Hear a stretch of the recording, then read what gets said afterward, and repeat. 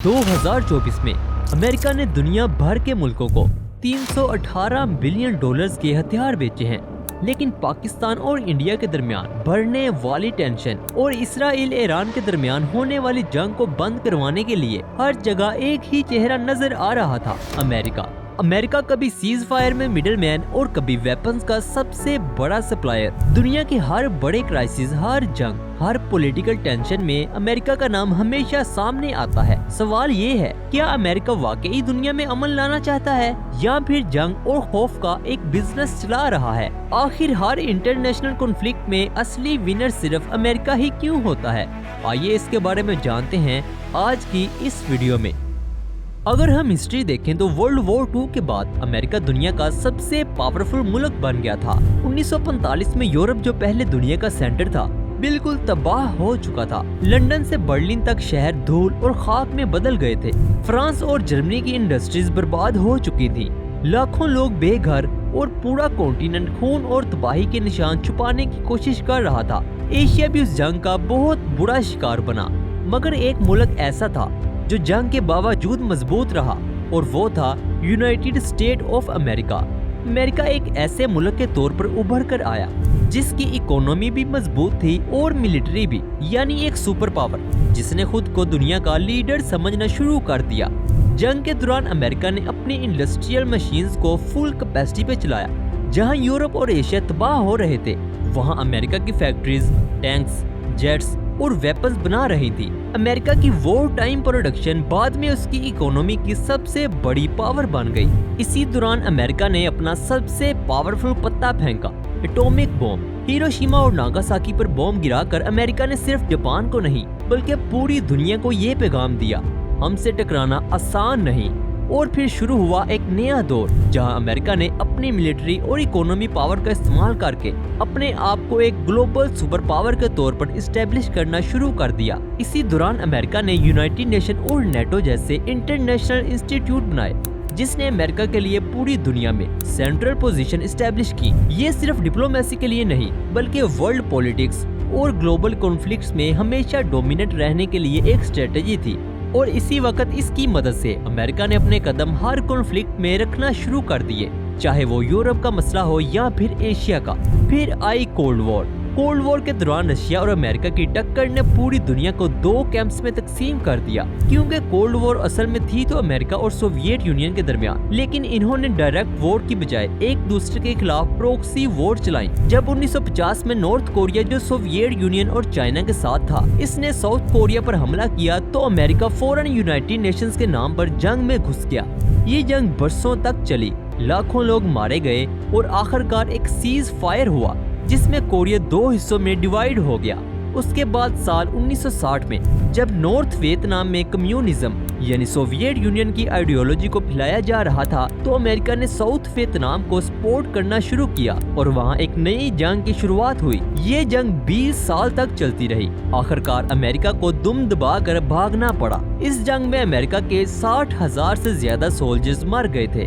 Cold war की सबसे dramatic कहानी शुरू होती है साल 1979 में अफगानिस्तान में। जब सोवियत यूनियन अपनी फोर्सेस लेकर अफगानिस्तान में घुसा तो अमेरिका ने इसे एक मौका समझा और फौरन CIA से एक सीक्रेट मिशन ऑपरेशन साइक्लोन शुरू करवाया गया, जिसमें मुजाहिदीन को पैसा, वेपन्स और ट्रेनिंग दी गई। ये वो दौर था जब अमेरिका ने पाकिस्तान को अपना फ्रंट लाइन अलाय बनाया। अफगानिस्तान एक प्रॉक्सी वॉर का बैटलफील्ड बन गया, जहां सोवियत यूनियन और अमेरिका इनडायरेक्ट लड़ रहे थे।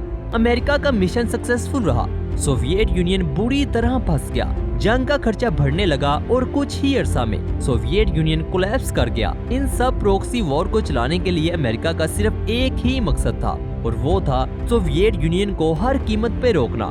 इस तरह कोल्ड वॉर ने अमेरिका को एक बहुत बुरी आदत डाल दी, और वो थी हर जगह घुसने की, हर कॉन्फ्लिक्ट में अपना इंटरेस्ट निकालने की। और ये सोच इतनी गहरी थी कि सोवियत यूनियन को तोड़ने के बाद भी अमेरिका ने अपना ग्लोबल मिलिट्री नेटवर्क जिंदा रखा।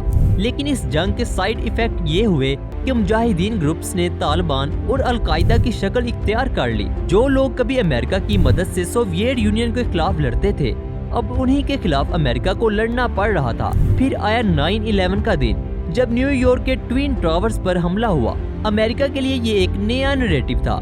उसने फौरन दुनिया को अनाउंस किया कि एक नई जंग शुरू हो गई है, वॉर ऑन टेरर। इस जंग का पहला बैटलफील्ड बना अफगानिस्तान। 2001 में अमेरिका ने नेटो के साथ अफगानिस्तान पर हमला किया। मकसद था उसामा बिन लादेन और अलकायदा को खत्म करना। लेकिन ये जंग जल्दी खत्म नहीं हुई। 20 साल तक अमेरिका अफगानिस्तान में फंसा रहा। ट्रिलियन ऑफ डॉलर्स इस जंग में खर्च हुए। लाखों अफगान और हजारों अमेरिकन सोल्जर्स मारे गए। अमेरिका ने तालिबान को हटाया भी, डेमोक्रेसी लाने की कोशिश भी की गई, लेकिन अमेरिका कामयाब ना हुआ और ना ही जंग कभी एंड हुई।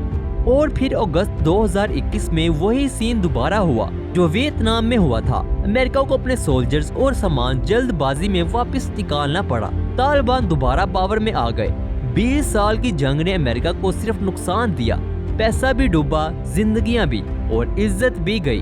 अब बात करते हैं कि अमेरिका हर इंटरनेशनल कॉन्फ्लिक्ट में इंटरफेयर क्यों करता है। तो इसकी दो बड़ी रीजंस हैं। नंबर 1 पर है मिडिल ईस्ट के ऑयल रिजर्व्स और पेट्रो डॉलर सिस्टम, और नंबर 2 है अमेरिका की वॉर वेपन बिजनेस और इकोनॉमी। दुनिया को लगता है कि अमेरिका हर जगह अपनी मिलिट्री पावर दिखाता है, लेकिन असल कहानी उसकी इकोनॉमी और स्ट्रेटेजिक इंटरेस्ट से जुड़ी हुई है। सबसे पहला इंटरेस्ट है मिडिल ईस्ट के तेल और गैस। आप सोचें, दुनिया का सबसे बड़ा ऑयल रिजर्व इसी मिडिल ईस्ट रीजन में वाक़या है। अगर ये सप्लाई रुक जाए तो यूरोप से एशिया तक इंडस्ट्री, ट्रांसपोर्ट और हत्ता के बिजली तक बंद हो सकती है। अमेरिका जानता है कि जहाँ तेल होगा वहाँ पैसा होगा, और जहाँ पैसा होगा वहाँ ताकत होगी, और इसी ताकत को मजीद मजबूत बनाने के लिए अमेरिका का दूसरा पावरफुल सीक्रेट वेपन है अमेरिकन डॉलर। जी हाँ, साल 1970 में जब अमेरिका ने पेट्रो डॉलर सिस्टम इंट्रोड्यूस करवाया, जिसके मुताबिक सऊदी अरेबिया और अमेरिकी सदर के दरमियान एक एग्रीमेंट साइन हुआ, जिसके मुताबिक सऊदी अरेबिया अपना तेल सिर्फ डॉलर्स में बेचेगा, जिसके बदले में अमेरिका ने सऊदी मिनारकी की सिक्योरिटी की जिम्मेदारी ली। इस एक डील ने अमेरिकन डॉलर को दुनिया की सबसे पावरफुल करेंसी बना दिया। आज भी अगर चाइना, इंडिया या जर्मनी ऑयल खरीदते हैं तो वो पहले डॉलर लेते हैं और फिर ऑयल खरीदते हैं। मतलब कि डिमांड ऑफ डॉलर ऑटोमेटिक बढ़ गई। यानी अमेरिका लिटरली दुनिया के ऑयल पर अपना करेंसी टैक्स लगाता है, और ये भी अमेरिका का एक इनविजिबल वेपन है। लेकिन सबसे ज्यादा डेंजरस पार्ट ये है कि अगर कोई मुल्क इस सिस्टम को तोड़ने की कोशिश करे तो फिर उसकी खैर नहीं होती। साल 2003 में अमेरिका ने इराक पर हमला किया। वजह ये बताई गई कि सद्दाम हुसैन के पास वेपन्स ऑफ मास डिस्ट्रक्शन हैं, जो पूरी दुनिया के लिए खतरा हैं। लेकिन असल वजह और थी। सद्दाम हुसैन ने ओपनली डॉलर्स की बजाय यूरो में ऑयल बेचने का सिस्टम अनाउंस कर दिया था। अगर इराक ऑयल मार्केट में यूरो को इंट्रोड्यूस कर देता तो डॉलर का फ्यूचर खतरे में चला जाता। इसी तरह 2011 में लीबिया में मोअम्मर गद्दाफी ने एक रेवोल्यूशनरी प्लान अनाउंस किया, जिसमें ऑयल और ट्रेड गोल्ड स्टैंडर्ड पर होगी। अगर ये प्लान सक्सेसफुल होता तो डॉलर की डिमांड अफ्रीका और मिडिल ईस्ट में कोलैप्स कर जाती। इस स्टेप ने अमेरिका और यूरोप दोनों को शॉक कर दिया, जिसके नतीजे में नेटो ने लीबिया पर स्ट्राइक शुरू की और गद्दाफी का रजीम खत्म कर दिया गया। ये सिर्फ कोइंसिडेंस नहीं था, लेकिन एक क्लियर मैसेज था। डॉलर के खिलाफ खड़े होने वाले की कुर्सी भी खत्म और मुल्क भी तबाह। इसी वजह से दुनिया के बड़े बैंक्स, IMF और वर्ल्ड बैंक सब इसी सिस्टम के अंदर ऑपरेट करते हैं। अगर किसी मुल्क के फॉरेन रिजर्व्स डॉलर में ना हो तो उसके लिए इंटरनेशनल ट्रेड मुश्किल हो जाती है। यानी अमेरिका ने ग्लोबल ट्रेड को अपनी करेंसी से हाईजैक किया हुआ है। डॉलर का मतलब है कंट्रोल, और कंट्रोल का मतलब है पावर। और जब तक दुनिया ऑयल और ट्रेड के लिए डॉलर पर डिपेंडेंट है, तब तक अमेरिका की इकोनॉमी एम्पायर तोड़ना ऑलमोस्ट नामुमकिन है। इसीलिए अमेरिका अपनी जंग तो हार सकता है, मगर पेट्रो डॉलर को कभी नहीं हार सकता। अब समझते हैं एक और हिडन फैक्टर जो अमेरिका की पॉलिसीज चलाते हैं। आपको क्या लगता है, दुनिया का सबसे बड़ा बिजनेस क्या है? टेक्नोलॉजी, ऑयल या गोल्ड?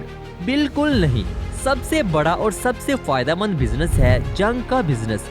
जी हाँ, और इस बिजनेस का सबसे बड़ा ठेकेदार है अमेरिका। अमेरिका का डिफेंस बजट आज की डेट में 850 बिलियन डॉलर से भी ज्यादा है। मतलब इंडिया जैसे कंट्री से ये बजट ऑलमोस्ट 10 to 12 टाइम्स ज्यादा। मतलब कि दुनिया की आधी से ज्यादा मिलिट्री का खर्च अमेरिका अकेला ही करता है। लेकिन सिर्फ अपनी आर्मी पर ही पैसा नहीं लगाता, बल्कि अमेरिका ने एक और चीज बनाई है, वेपन इंडस्ट्री, जहाँ पर Boeing, Lockheed Martin, Raytheon, Northrop Grumman जैसी ज्वाइंट कंपनीज हर साल बिलियंस ऑफ डॉलर के मिसाइल, जेट्स और टैंक्स बनाती हैं और सेल करती हैं। आपको ये सुनकर और हैरत होगी कि अमेरिका दुनिया का सबसे बड़ा आर्म्स एक्सपोर्टर है। जी हाँ, Stockholm International Peace Research Institute के मुताबिक 2022 तक दुनिया के टोटल आर्म्स एक्सपोर्ट्स का 40% से ज्यादा हिस्सा सिर्फ अमेरिका का है और 2024 में अमेरिका लगभग 318 बिलियन डॉलर के वेपन सेल कर चुका है, जो पाकिस्तान की जीडीपी जितना है। पहले अमेरिका जंग शुरू करवाता है, फिर इन कंट्रीज को वेपन सेल करके अपना बिजनेस चमकाता है और फिर अमन के नाम पर सीज फायर करवा देता है। ये सब सिर्फ एक कवर है, असल मकसद पावर और रिसोर्सेज पर कब्जा करना है। यही वजह है कि अमेरिका हर इंटरनेशनल कॉन्फ्लिक्ट में सिर्फ अपनी इकोनॉमी, मिलिट्री बिजनेस और अपनी सुपर पावर लिगेसी को बरकरार रखने के लिए कूदता है। अमेरिका ने खुद को यूनाइटेड नेशन, टेक्नोलॉजी और वर्ल्ड पावर के नाम पर इस कदर मजबूत कर लिया है कि हर डेवलपिंग मुल्क में अमेरिका का बिछा हुआ इनविजिबल जाल नजर आता है, जिस वजह से अमेरिका की कही गई हर बात इन कंट्रीज को मानना पड़ती है। अब आते हैं डेब्ट स्ट्रेटेजी की तरफ। अमेरिका IMF और वर्ल्ड बैंक के जरिए डेवलपिंग कंट्रीज को कर्ज देता है, हाईवेज, डैम्स या एनर्जी प्रोजेक्ट के नाम पर। लेकिन इन लोन्स के साथ कुछ शराइत भी होती हैं कि ये मुल्क अपनी फॉरेन पॉलिसी, ट्रेड और मिलिट्री बेसिस अमेरिका के लिए ओपन करेंगे, और जब वो मुल्क कर्ज चुकाने में फेल हो जाते हैं तो अमेरिका या उसके अलाइज उनके नेचुरल रिसोर्सेज जैसा कि ऑयल, गैस या मिनरल्स पर कंट्रोल कर लेते हैं।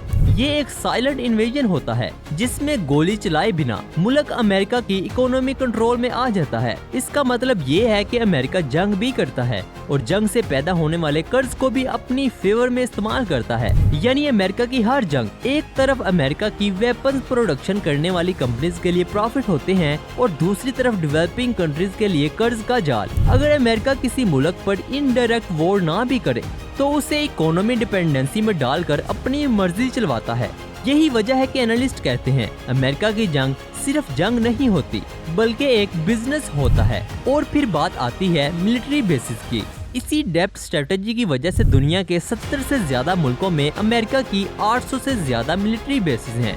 Japan, Germany, Qatar, South Korea, Italy, हर कॉन्टिनेंट में उनकी फौज मौजूद है।